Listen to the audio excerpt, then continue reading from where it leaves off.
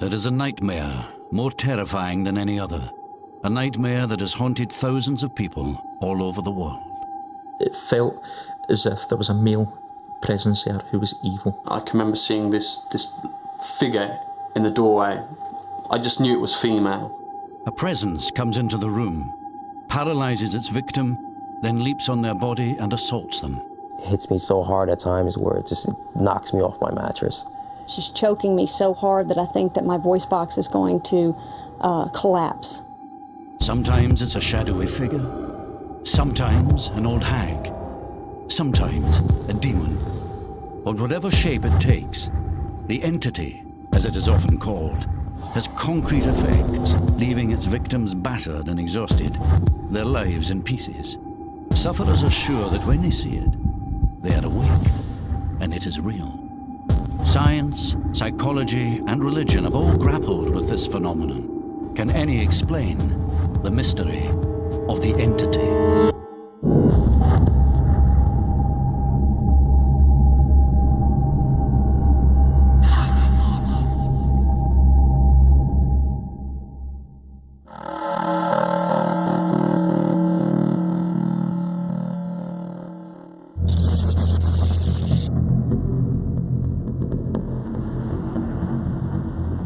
One woman has been suffering from entity attacks for most of her life. They began when she was just 5 years old. The first thing I remember as a child at night, I had just gone to bed. My mother just put me to bed, and I could see the lights on in the living room. I had just laid down for bed. I could hear my parents, I could hear the television, and I looked up, and to my right I saw a couple. Very shadowy, very dark, in my bedroom. A man and a woman, and they started walking towards me. It's very frightening. I couldn't speak. I wanted to call out to my mother. I couldn't call out to her. I was just terrified. And right about that time, she walked into the room, and it appeared that she walked directly through the two people that were standing to my right. And I began asking her, who are these people in my room? What's going on? She kept telling me that it was just a dream to go back to bed. And I said I wasn't asleep, it wasn't a dream. I could hear the television on in the other room. And that was the end of that.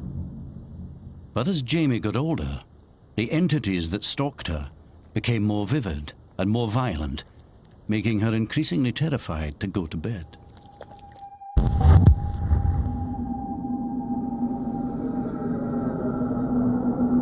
As soon as I become aware that there's someone in the room, I'll go into a paralysis, and I can't move, I can't shout out, I'm unable to call for help, and I'm unable to stop any kind of attack. Usually it's an attack. You can't move, you can't scream. It feels like you've been drugged somehow.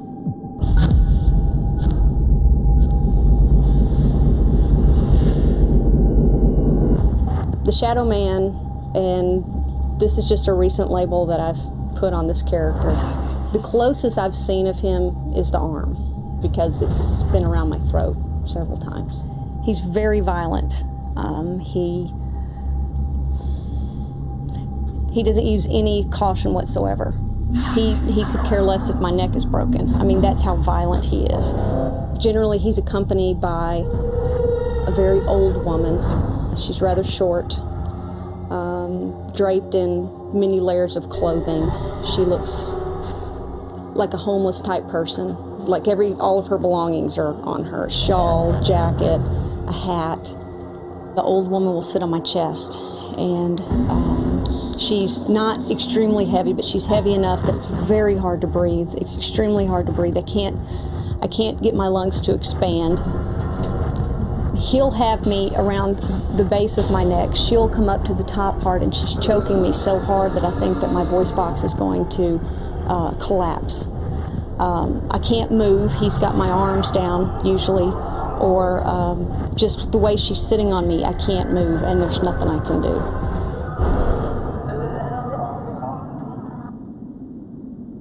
What makes these attacks even more frightening is that Jamie is convinced she is awake. The fear is extremely real. You look around the room, you're looking for any way out. I can see my clock, I can see the curtains, I see everything in the room that tells me that this is real, this is happening to me, this is really happening. And I'm wondering why my husband can't hear them, why he can't hear the struggle, why he can't hear the fight. And beyond that, I'm wondering what's going to happen to me after they kill me, who's next. Your mind and your body thinks you've been through it. But to everyone around you that you associate with, that you work with, your friends, your family, your doctors, they say it was just a dream, just get over it.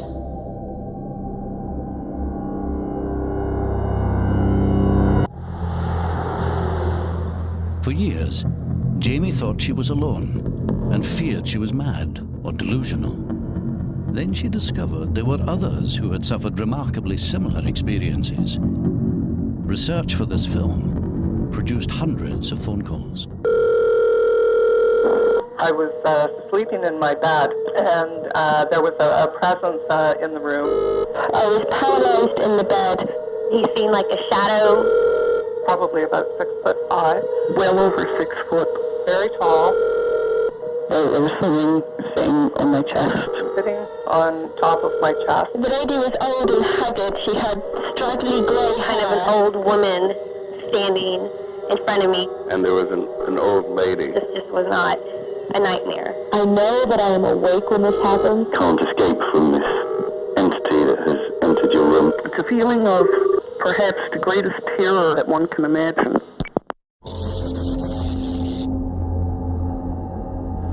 There was a presence in the room. I thought I could see an entity, black figure.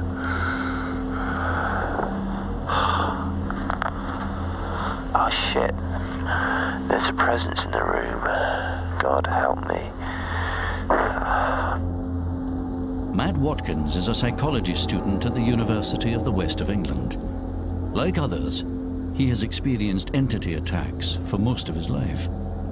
Unlike others, he often recorded the events as they occurred. Friday the 26th, 20 to 4 in the morning. Saw some things. Still feeling pretty shaky. There was definitely a presence here. Oh God.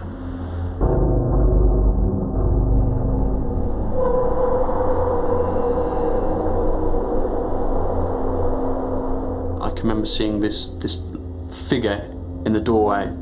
I just knew it was female, but I remember she was old, she had a haggard face, and she saw me, she looked me in the eyes, and she ran right up to my face. The way she came up to me, she glided, stopped right in front of my face, and literally 2 inches away from my nose, looked at me in the eyes, and she had what could be described as black eyeliner running down her face. The fear, it can be a tremendous amount of fear. If you can imagine lying in bed, it's dark, and you've got an intruder in the house. More than that, you're paralysed. Your adrenaline is building up. Your typical human response is to fight or flight. You can't help yourself, you can't defend yourself. And more than that, it's an unusual experience because you're witnessing some kind of hallucination, and for some people, they might think this is some kind of ghost or deity. Last words were, in my mind, get a grip. It's just the floorboards creaking. Go to sleep, there's nothing to worry about. It's made me question the nature of reality. It's made me look into many different areas. It's made me look into psychiatry, parapsychology, transpersonal psychology, all these different areas. I realised there could be other explanations for this, and then I started looking into it a bit more. Matt was terrified by his visions, but he was also intrigued. He decided to make the entity the focus of his degree. Searching through ancient text, he was surprised to find evidence of the entity experience dating back over 2,000 years. It wasn't just literature. Many artists had also depicted the entity. In the Middle Ages, it was often represented as a horned beast that preyed on sleeping women and was sometimes thought to rape them. Later paintings saw it as a heavy demon-like creature sitting on the chests of its paralyzed victim. Why were there so many depictions of the entity experience, and why were they so similar? There may be one explanation.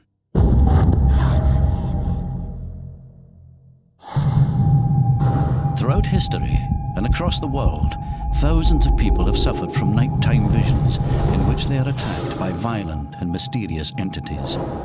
Some people have such severe experiences that their lives are left in ruins. Every time something happens like this, I don't really repeat a lot of it, and I try to forget it, and I'm having a very hard time describing how intense it is. The fear is intense. I've woken up with cuts on my hands from my fingernails, clenching my fist. I cracked teeth during my sleep just from the intensity of everything, clenching my jaws. I did think a few times about taking my own life. You just don't see any out to it. What happens is when you get to the point where you're so tired, you're just so tired, and you're so tired of fighting, and every night you know when you go to bed it's going to be another fight, a struggle. You become afraid to fall asleep. The condition of sleep paralysis might go some way towards explaining why some people are visited by entities, but there are other attacks which reportedly go much further.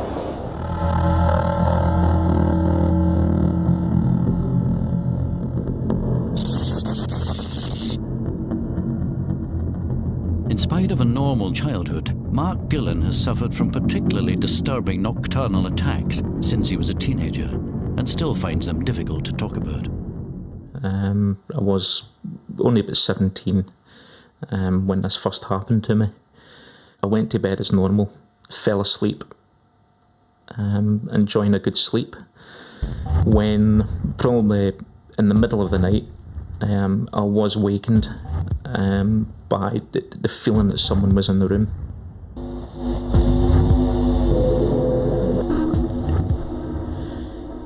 I couldn't explain who it was. I didn't know who it was. I then felt being totally paralysed, the fact that I could not move at all. It was as if the power that was there, the energy, was able to control my body. I was being held down from the back. I could feel his hands on me. I could feel that it was a man. I could feel the size of him. I knew that the size of the person that was there. It was a fully grown man. What happened next was a sexual act. It felt as if there was penetration, as if I could feel him pushing himself on top of me.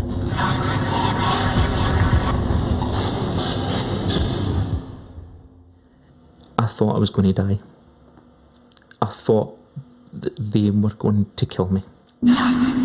When the paralysis eventually went away, I felt as if the presence had withdrawn into the corner in the room, that there was some creaking, not literally moving, but it was creaking as if there was something there.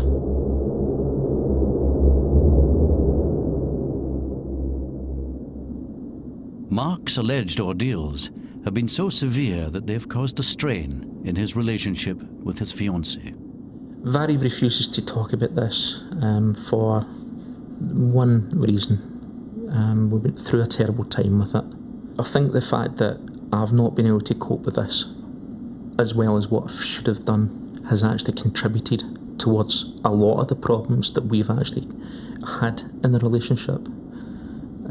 I still hold possibly a lot of anger. I still have a lot of feelings in my mind as to, what's happened to me. Have I been going mad? I'm fed up with going to bed and worrying. But for Mark, this leaves one crucial element unexplained. His bedroom was once his older brother's. A couple of years before this happened. My brother actually had this room. He was staying in that bedroom. I started to tell him what had happened to me in that bedroom. He did actually say to me that he had very similar experiences.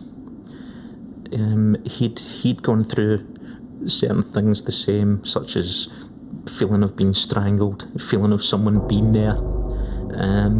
He didn't go into too much detail, and just probably the same as me, frightened to talk about it.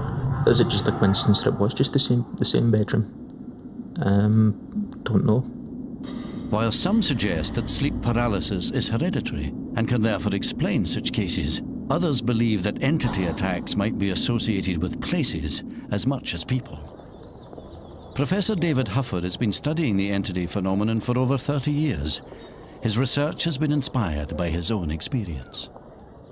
Years before I started working on the topic in an academic way, I had a sleep paralysis attack of my own. I'd never heard of anything like it. It had all of the features that I later found in traditions all over the world. I heard footsteps, I had a terrifying presence, I felt it climb up on the bed, I couldn't move, I thought I was being killed, it was terrifying. I never told anybody about it for the obvious reasons. Most people in our society don't. I didn't want anyone to think I was crazy.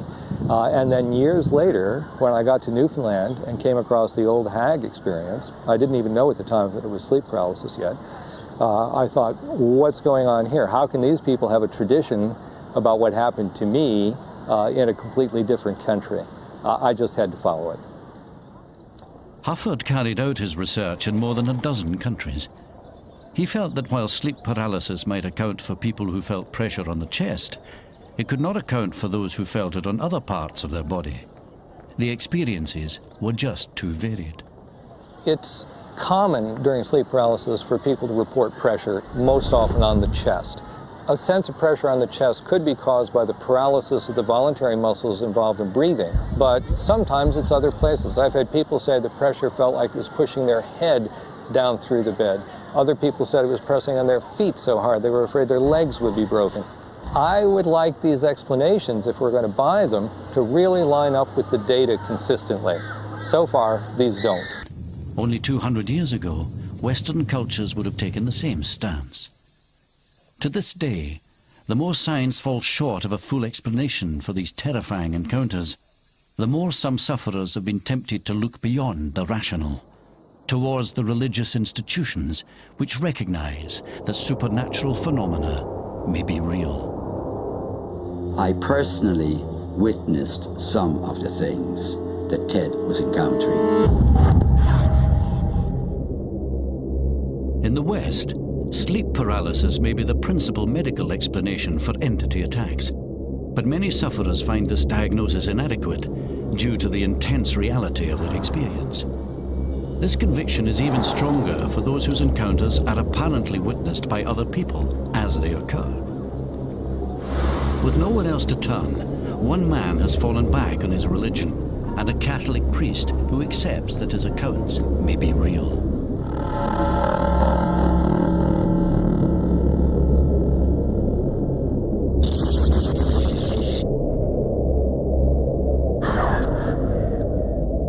I've been hit by like an unseen force. It hits my chest, it penetrates right through my head, through my body, through my chest, yanking my legs. It hits me so hard at times where it knocks me off my mattress.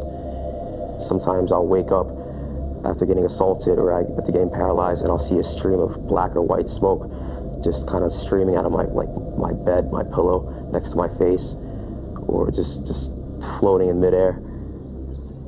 Ted Philippone lives in Greenwich Village in New York. He claims that he's been suffering from entity attacks on a nightly basis since he was a child. They are so severe, he can no longer hold down a regular job. It's putting so much fear within me that I'm unable to sleep, that I feel that I have to keep opening my eyes to see if there's something in the room. And it's affected my mood, it's affected my depression, it's totally rendered me literally useless to society, useless to everybody. With no regular income or family support, Ted has turned to the church. and now lives in a Catholic hostel under the supervision of Father Pat Maloney, who claims to have witnessed these strange events. There's one particular time he seemed to be very upset, not so much agitated, but almost fearful. And he said, look, it's at me again, it's bothering me. I said, what is bothering you? He said, you don't believe me. I said, of course I believe you, son. So I laid in the corner about a foot away from him, got just that little bit closer, and I felt an immediate type of a vibration, a physical presence of some kind. And yet I did not feel that whatever was bothering or obsessing Ted was malevolent. It was as if he were attracting some force, something outside of our dimension. Father Pat is not the only one to have observed the phenomenon that has surrounded Ted. His girlfriend of 5 years also claims to have seen these entity encounters. We were just sitting on the couch watching TV and I guess facing the bathroom door, and the door was open, the bathroom door was open, and I saw some type of grayish silhouette walking out of the bathroom. You couldn't really define the shape if it was male or female. It was just some type of silhouette, very tall, and it was just cloudish, grayish, and it was walking towards Ted's bedroom. Then he said to me, did you see that? So I was like, what are you talking about? He's like, did you see that thing coming out of the bathroom? So I was like, okay, I must not be going crazy. So that's the first time I ever saw something like that with Ted. Although one of Ted's doctors believes he is suffering from sleep paralysis, aggravated by a traumatic upbringing, the fact that his encounters have been witnessed makes them more difficult to explain. In a way, every case is sort of remarkable and very highly strange. The ones, though, that really just amaze me are the ones where more than one person is involved, where one person is having the sleep paralysis and hearing something or seeing something, and somebody else in the house hears or sees the same thing at the same time, even though they're not having sleep paralysis. Why, how do you account for that? I'm baffled by a good reductive explanation for that. He's seen the best psychiatrists. He's been through medical doctors. We've tried everything. I've tried praying with him. I've tried all the things I know how. And I am still convinced there is something there. While academics find Ted's experiences baffling, age-old religious traditions are less surprised. In fact, they suggest such experiences occur regularly and are even treatable. Lou Gentili is a demonologist and a devout Roman Catholic. He claims that he has often helped people in Ted's situation. We've arranged for him to come to New York to see what his methods might reveal. Demonology is the study of fallen angels. It's the study of things that are evil, whether it be religion, whether it be demons, devils, things of that nature. I come across cases that are malevolent, evil, demonic, or diabolical on a monthly basis. Out of a month, I may get 5 or 6 cases, that are truly have activity that are evil. Lou and his assistant go to the hostel and meet Ted for the first time. They will interview him extensively to try and determine whether his attacks are psychological or supernatural. What I'm going to do is I'm going to ask you some questions. Some of them are going to be maybe a little bit personal, but it's all going to be to help you, okay? I'm not here to harm you. I'm not here to exploit you or anything else like that. I'm here to find out what's going on. I would give anything for all these experiences that I'm going through to totally come to an end, to totally stop. Are you currently using any illegal drugs? No. All right. Have you ever taken hallucinogens? Nope. This means acid, anything like that? Nope. Have you ever submitted to a sleep study? Nope. Have you been diagnosed as having any psychological ailments, narcolepsy, Tourette syndrome, dissociative personality disorder? Nope. Nothing like that? Okay. Are you willing to get help if it turns out that what is happening to you is purely psychological? Yeah. After 2 hours of questioning, Lou decides that Ted's case warrants further investigation. So what I'm going to do is I'm going to remotely be watching him from another location, actually right above him. and I'm going to set up a laptop with a video camera feed that's going to be showing me video of what's going on and also audio of what's going on. And if anything does happen in here, I'll be here in the room within a matter of seconds. Right now we're directly above Ted, and we're monitoring him. All of our equipment is set up, and we're waiting to see if anything happens, if any movement, any kind of globules appear, okay, which are balls of light. See what happens now that we're all set up.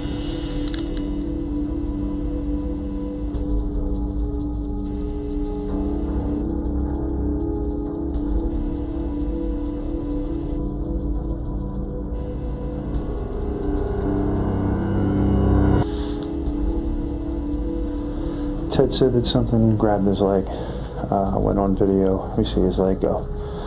I'm gonna be going down there with him, and I'm gonna sit in there and, you know, see what I get on tape, because I'll be...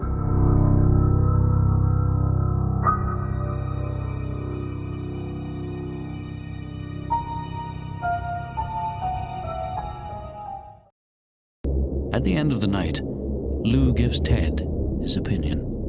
You know, what we talked about before, about the faith and things like that, I think what's happening here is this thing is driving you the way you are becoming because of the way that your faith is. And you need to reaffirm your faith. And all these are scare tactics, that's it. They're going to try and scare you. They're going to poke you, they're going to prod you, they're going to hit you, things like that. But they're not going to get completely violent because somewhere in your heart, you do have faith. You just haven't brought it completely out yet. So if I lose total faith, it's going to get more violent? Yes.